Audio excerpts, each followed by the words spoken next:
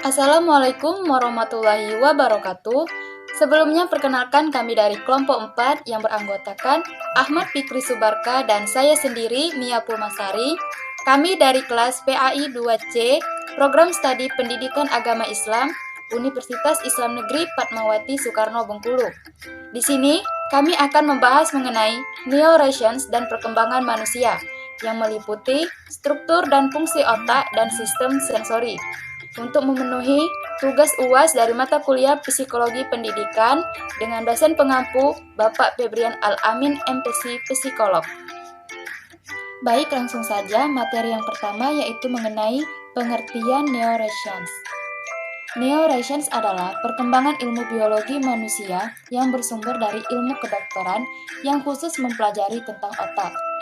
Neuroscience ini juga biasa disebut dengan ilmu syaraf, yaitu ilmu yang khusus mempelajari tentang syaraf atau neuron, yakni menyangkut tentang struktur, fungsi, perkembangan, patologi, atau permasalahan-permasalahan yang berhubungan. Hasil penelitian Brazelton pada anak sejak dalam kandungan ini menyingkap tabir yang sangat menakjubkan tentang otak manusia, di mana jika kita memberikan pengajaran yang tepat, maka dapat mendorong kecerdasan pada si anak. Kecerdasan yang dikembangkan tidak hanya kecerdasan intelektual saja, tetapi emosional, sosial, dan kecerdasan lainnya. Dengan pendidikan yang baik, maka potensi yang ada pada si anak dapat kita kembangkan secara optimal dan seimbang, guna membangun anak menjadi pribadi yang lebih religius, berpengetahuan luas, dan mempunyai sikap yang baik. Neuroscience ini juga memiliki beberapa ruang lingkup. Yang pertama yaitu seluler molekuler.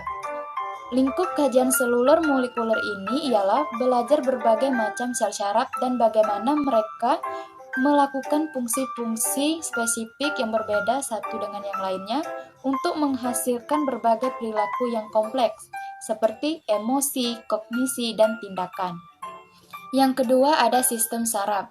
Bidang sistem saraf ini mengkaji mengenai sel-sel saraf yang berfungsi sama dalam sebuah sistem yang kompleks. Misalnya, masalah pendengaran ditinjau kembali dalam sistem isotonik atau sistem kinestetik, dan masalah pendengaran ditinjau kembali dalam sistem auditori. Yang ketiga itu ada perilaku neuroscience. Perilaku neuroscience ini mengkaji bagaimana sistem saraf bekerja, sebagaimana yang disebutkan di atas, sama untuk mengetahui bahaya tertentu. Misalnya, bagaimana saraf visual, saraf auditori, dan saraf motorik memproses informasi bahan pelajaran secara serentak, walaupun hanya salah satu yang lebih dominan. Yang keempat itu ada neuroscience sosial. Bidang ini belajar bagaimana otak sial manusia berperan dalam membantu manusia membentuk hubungan dengan orang lain. Materi selanjutnya yaitu mengenai neuroscience dalam pembelajaran. Penerapan neuroscience dalam pembelajaran ini dapat dilakukan dengan penggunaan peta konsep. Pembelajaran dengan peta konsep dapat meningkatkan sikap kreatif, pemunculan ide-ide baru, pemecahan masalah dengan cara yang khas, sikap imajinatif, dan meningkatkan produktivitas.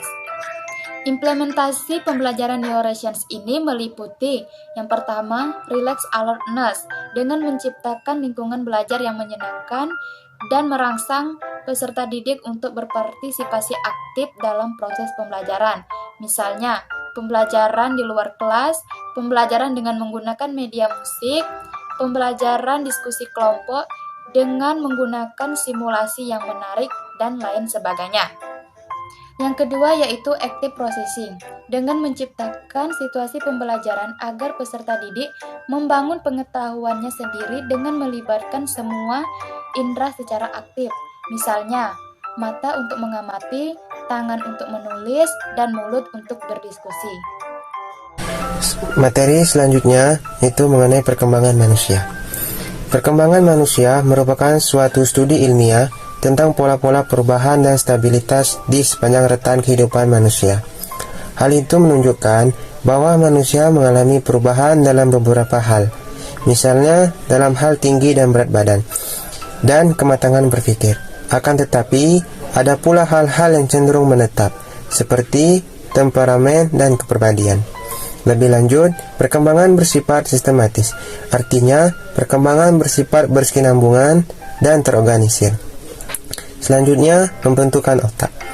Lempengan otak dibentuk dari sel-sel embrionik usia kehamilan 15 hari. Usia kehamilan 16 minggu, otak sudah mulai berfungsi. Usia 24 minggu, bagian korteks masih halus, belum terlihat adanya lipatan. Selanjutnya, struktur dan fungsi otak. Berikut ini adalah gambar dari bagian-bagian otak. Otak manusia terdiri dari banyak bagian dan setiap fungsinya penting untuk dikenali. Bagian otak manusia adalah salah satu organ vital yang memiliki anatomi serta fungsi yang paling canggih. Anatomi otak manusia terdiri 3 bagian, yaitu pertama, otak kecil, yang kedua, otak besar, dan yang ketiga, batang otak. Otak besar merupakan bagian terbesar dari otak. Bagian ini terbagi menjadi 2, otak kanan dan otak kiri. Yang kedua, otak kecil. Otak kecil terletak di bagian belakang otak, tepatnya di bawah otak besar. Pada bagian belakang otak, tepatnya di bawah lobus occipital. Sama seperti otak besar, otak kecil juga memiliki 2 belahan, yaitu otak kecil bertanggung jawab dalam mengendalikan gerakan, menjaga keseimbangan, serta mengatur posisi dan koordinasi gerakan tubuh. Yang ketiga, batang otak. Batang otak adalah seikat jaringan saraf di dasar otak. Fungsinya sebagai stasiun pemancar yang menghubungkan otak besar ke saraf tulang belakang. Selanjutnya, sistem sensori.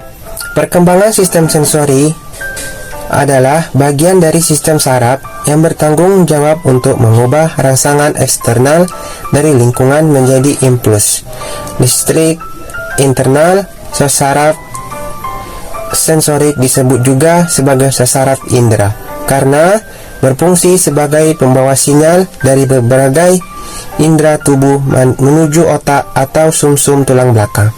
Fungsi saraf sensorik adalah merespon berbagai jenis rangsangan dari luar otot, sendi, maupun kulit. Ada 7 sistem sensorik yang harus distimulasi sedini mungkin agar perkembangannya optimal. Yang pertama yaitu taktil, yang kedua vestibular.